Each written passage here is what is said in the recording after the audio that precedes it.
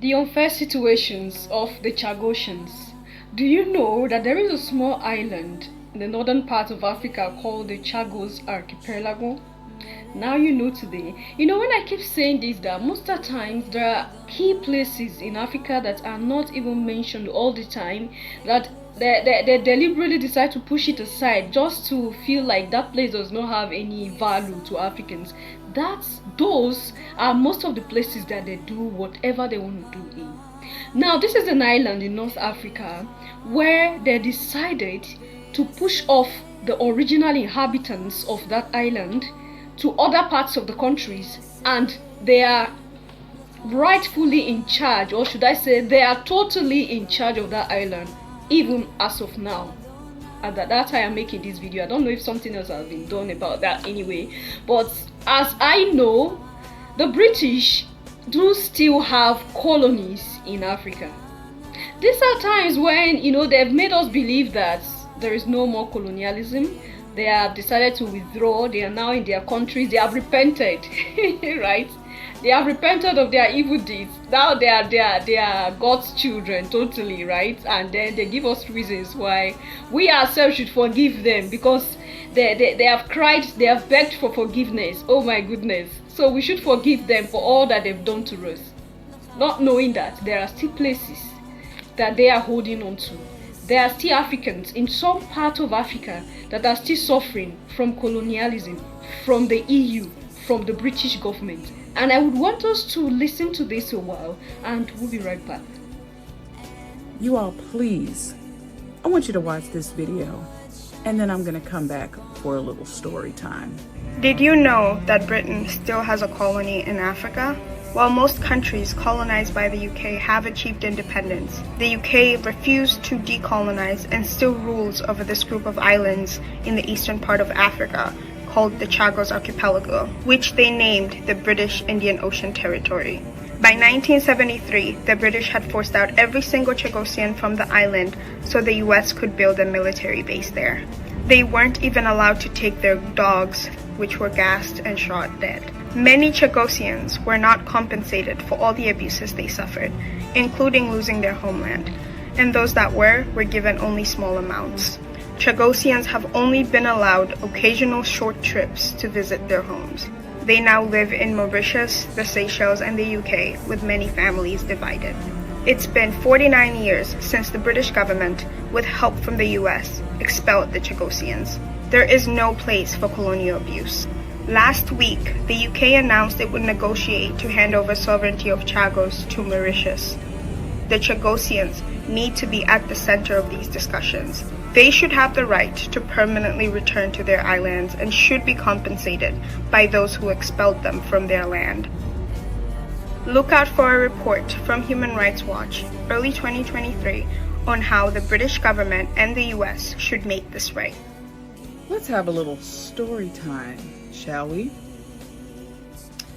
This presentation is based upon a very simple premise, namely, that in their relationship with the black race, Europeans, whites, are psychopaths, and their behavior reflects an underlying biologically transmitted proclivity with roots deep in their evolutionary history. The psychopath is an individual who is constantly in conflict with other persons or groups. He is unable to experience guilt, is completely selfish and callous, and has a total disregard for the rights of others. This is from a paper called The Psychopathic Racial Personality by Dr. Bobby E. Wright. This entire world is run by psychopaths. Really. They're really no different than Jeffrey Dahmer or Ted Bundy or Jack the Ripper. This is why I always tell Black and Indigenous people, you cannot appeal to the morality of folks who don't have morals. Now, this doesn't talk about individual persons. This is talking about institutions. This is talking about groups, empires, and the systems that they put into place. Like you heard that, yes, and it is true that this island have been under the British rule up until now. And these Africans are saying that enough is enough. Enough is enough. They are tired of always hanging around people. They are tired of always moving around people. They want to go back to their hometown. They want to return back to their home. You know, the shocking part is that the thought of they give them some free time, a little time for them to go see and return. Like your hometown. Just imagine as an African in your country, when you want to return home, you have a soldier that follows you around, right? That bosses around you. You move like a thief in your own father's land, where they decided to pull you off. The home of your ancestors, where they decided to push you out of. You know, I thought a lot when I discovered this. Just come to think of it. These are some group of Africans that they have been deprived of their origin, and they are trying their best to come back. They are trying their best to return. Now, there are some categories of Africans that are willingly moving. They are so happy. We are not, see, I don't know if you are seeing this thing the way I'm looking at it, right? They deprive them of their hometown, they deprive them of their land, and they push them to other countries where they would have felt like, oh, since our island is small, there are no opportunities there like that. It's better we are in other people's land. But what did they do? They are trying their best to go back home. They are trying their best to reoccupy their rightful place. Now you are there as an African, you are freely running off. When you are supposed to be fighting for your land, you are running off. Anyway, there are still places that France and the British people still have their colonies in Africa. It's still existing. The reason why you don't know is because they are not putting it on the media. The reason why you don't know is because they are trying their best to make it secret. To make it secret. Just imagine you come to a land, a country, and evacuated everybody because you want to use that land for your own selfish interest, or for reasons that I don't understand. Are there no other places where they can do whatever military base they want to build in? Are there no other places they can build military bases? Why going to people's country, people's hometown, people's inheritance, and forcing them out of? And then you coming to rule over that place without even feeling any remorse, without feeling anything. Like, where is the conscience we are talking about? Where is the conscience? Since we Africans, the reason why I'm trying to emphasize on this idea of conscience is that we Africans have looked at ourselves and say we don't have conscience. But when it is by a white man, they have conscience. Now just take a look at this whole thing. You go to somebody's country, you evacuated everybody, you don't care whatever happens to them, and then you use their land for something else, and you deprive them of even going, and whenever you want them to go, you boss around them, you go with soldiers as if they are thieves, and it is their hometown. They can't live there freely. They are moving around people's other countries, other continents, as if they are thieves or they are beggars. What wickedness is more than this, my people? Tell me. What wickedness is more than this? And the painful thing is that we don't still see beyond what we should see as Africans. We are still tying ourselves to some things that we are holding on to so tight that we don't want to let it be. We don't want to let it go. Until we realize that these people are not who we think they are. They are not. All those attributes we've given to them, oh my goodness, they don't look like God. Oh my goodness, they act like God. Oh my goodness, they are better. Oh, if I'm looking for the best thing for my life, I have to go towards the white folks. If I want to establish myself, I have to go to the white folks and their countries. If I want to do this, it has to be the white folks and their country. Just imagine the havoc, the damage that these people have caused our continent. Imagine it and ask yourself if their consciences are alive and active, where they can't deprive people up to this point, and then they'll sit as if nothing has happened. You just like you chopping and cleaning mouth, right? They'll sit as if nothing has happened. They go for their meetings, make deliberations, plan on how to do more. They are not feeling anything, and you are there killing yourself.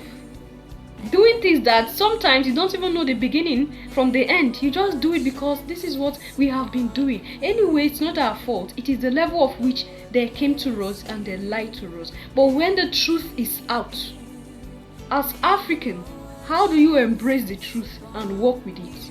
So that your real being as an African as you are will be shown, and then you walk with that nature as African. I don't know.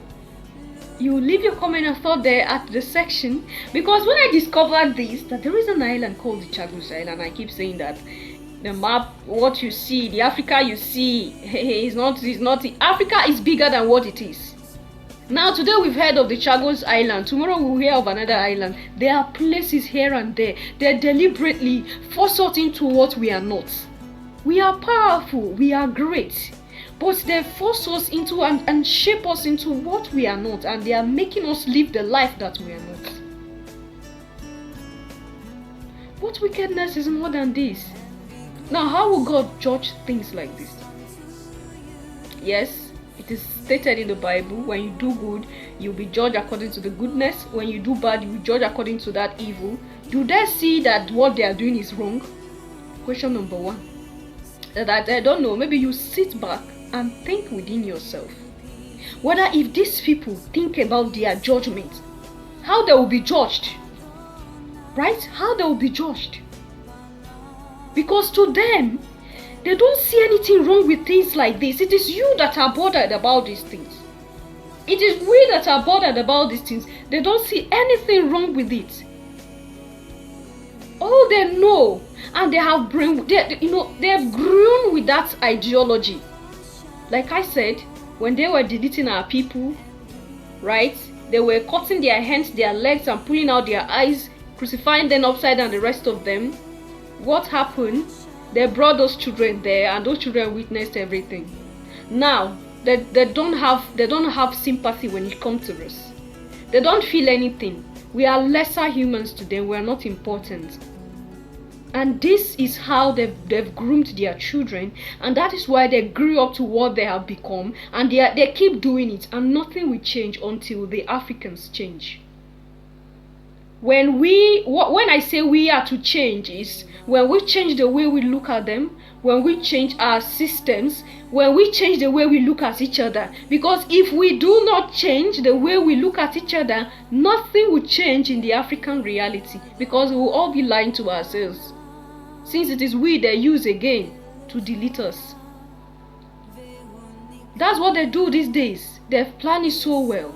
They use us to delete us. They give me reasons why my brother is a bad person. They give me reasons why my sister do not deserve to live. And they give me, right? They put that in me and conscientize me in a bad way, and make me feel like I have to delete him or her because he or she is the reason why things are wrong.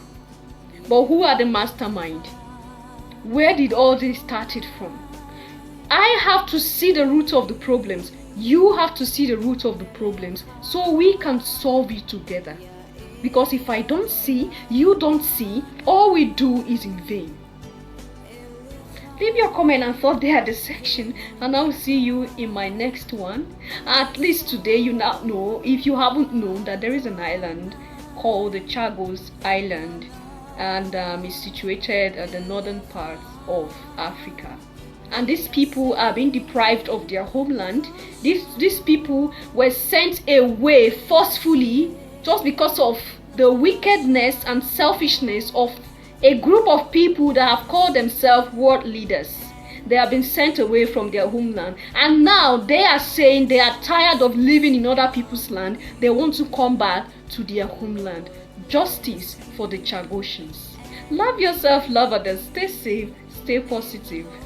Bye for now.